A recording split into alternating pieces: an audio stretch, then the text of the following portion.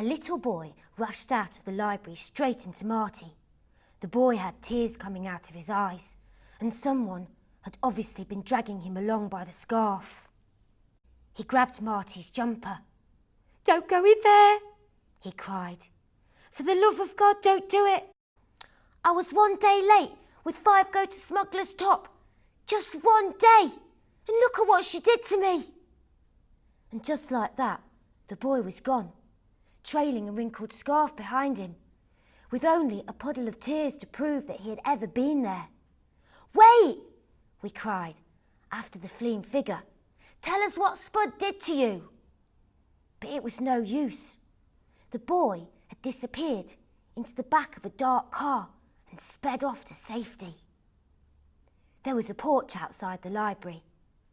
The porch's walls were covered with posters about things like book groups and art competitions, all very educational.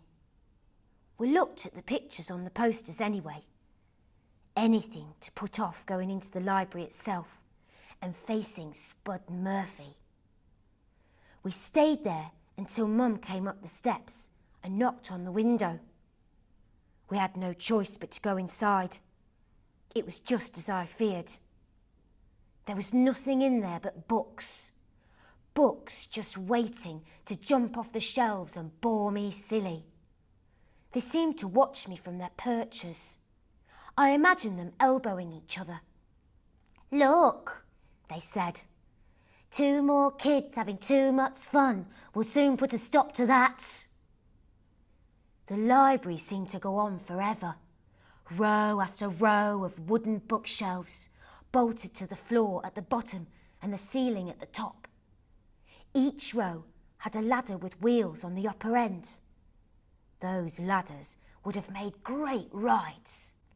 But there was 0 chance of children ever being allowed to actually have fun in here. "What do you want?" said a voice from the other side of the library.